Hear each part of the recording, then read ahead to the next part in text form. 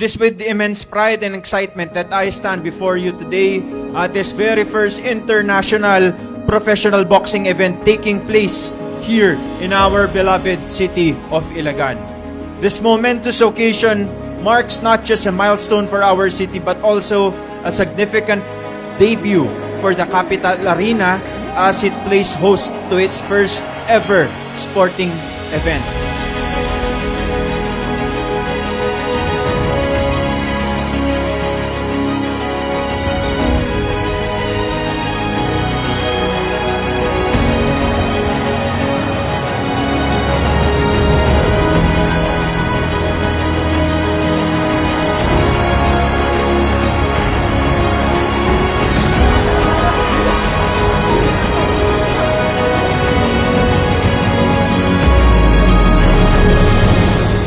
We are thrilled to welcome all of you to Bakbakan sa Ilagan, showcasing the Boxing Foundation Silver Bantamweight Championship alongside with the Philippine Boxing Foundation Super Bantamweight Championship.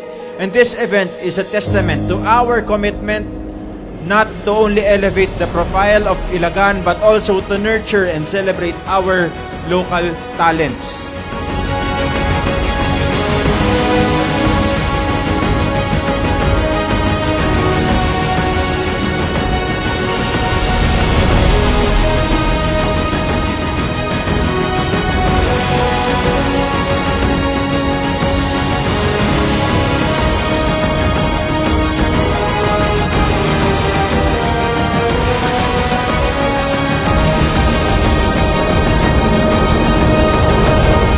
Let us embrace this historic moment with enthusiasm and pride. Together, we are not just spectators. We are partners in the growth and recognition of Ilagan on the world stage. Let us continue to support our boxers and each other, ensuring that the legacy of this event remains for many years to come. Again, thank you. Enjoy the event. To God be all the glory. At umpisahan na natin ang bakbakan sa Ilagan.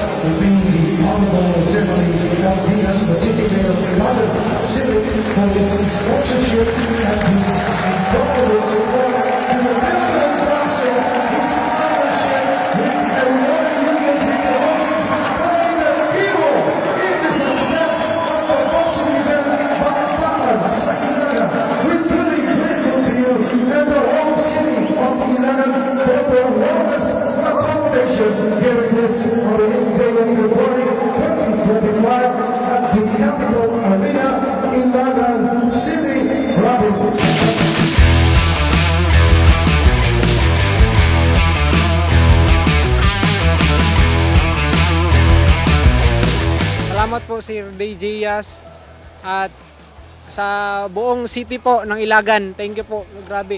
Sobrang support niyo po sa event na to, boxing po. At sana po tuloy-tuloy na po to, mag-boxing po kayo. At Sa suporta ni Mayor. At ayun, talagang nakaka-bless kasi kahit na hindi man kami taga rito pero nandun yung suporta niya sa pagdating sa sports. Talaga at ramdam namin talagang kung saan feel at home. Talagang masayang-masaya kami. Ayun. Una sa lahat, nagpapasalamat ako sa mainit na pagtanggap sa amin dito sa City of Ilagan. Nagpapasalamat ako kay Mayor Jose Marie Diaz at sa inyo po lahat dahil pinaramdam ninyo sa amin na kami ay kaibigan at kami ay kapamilya. And of course, we're very excited for this new partnership ng Elorde with the city government of Ilagan para sa boxing. Isang step na ito, no, nagkaroon tayo ng palaro dito sa City Arena kung saan napanood ng mga mamamayan ng City of Ilagan ang professional boxing bout, yun nga ang UKC Bakbakan sa Ilagan. And of course, we also featured our amateur boxers na homegrown dito sa Ilagan. And with the partnership of Elorde and the city government also, it will also bear fruit, no, kasi magkakaroon na ng Elorde Ilagan. So magkakaroon tayo ng training ground para sa ating mga amateur boxers to be eventually professional boxers and hopefully makakuha tayo ng bagong champion dito sa City of Ilagan. First and foremost, I would want to extend my earnest and sincerest gratitude and to convey the elation of the 180,000 Ilaganios and the people of Isabela. Again, words would never be enough for us to extend our gratitude for bringing this prestigious boxing tournament. Maraming salamat po sa inyo.